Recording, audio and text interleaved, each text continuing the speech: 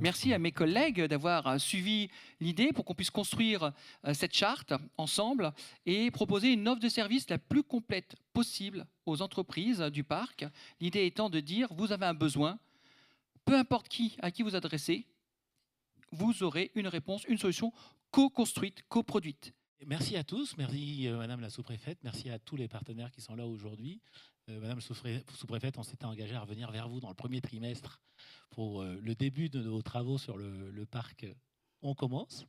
Effectivement, Jean-Philippe a parfaitement décrit l'esprit dans lequel on a commencé à réfléchir ensemble à cette charte en l'ouvrant au plus grand nombre de partenaires possible.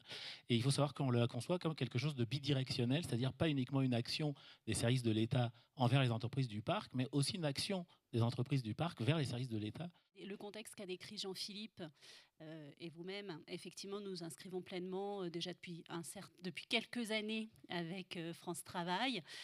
Pour nous, effectivement, mutualiser, ça va nous permettre d'accéder à ce fameux, j'espère, plein emploi. C'est le seul moyen à travailler chacun de notre côté.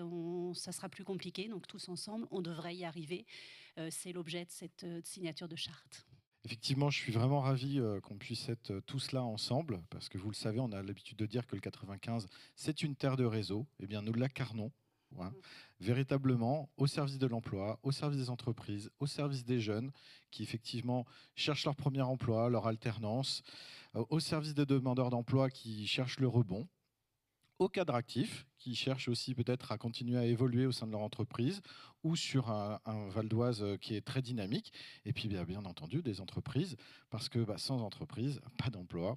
Au niveau de l'association avec mission locale, donc Cergy Pontoise Vexin, il y a déjà tout un travail qui est mené avec les entreprises du parc. Donc cette charte, elle va venir formaliser quelque chose qui se fait déjà de manière, je dirais, naturelle.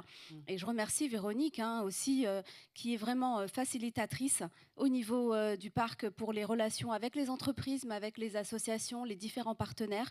Et ça, quand on a un interlocuteur privilégié qui facilite, eh bien, je peux vous dire que les choses se font de manière très très fluide derrière. Le premier objectif qui a été fixé par le président de la République à l'ensemble des cadres dirigeants de l'État le 12 mars dernier, à savoir atteindre le plein emploi et poursuivre la réindustrialisation.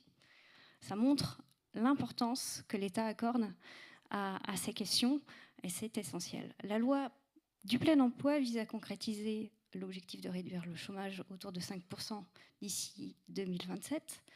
Dans le Val d'Oise, nous sommes à plus de 8%, soit plus que la moyenne régionale, plus que la moyenne nationale, et ce chiffre est en hausse malheureusement.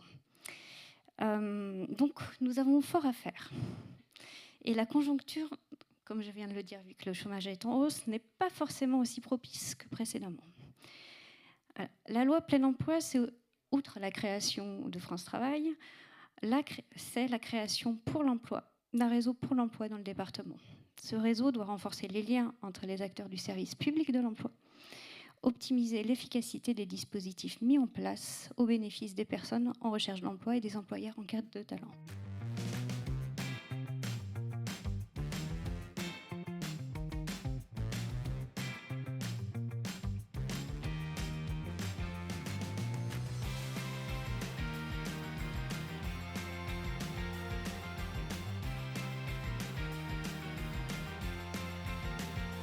Donc on a fait une première brique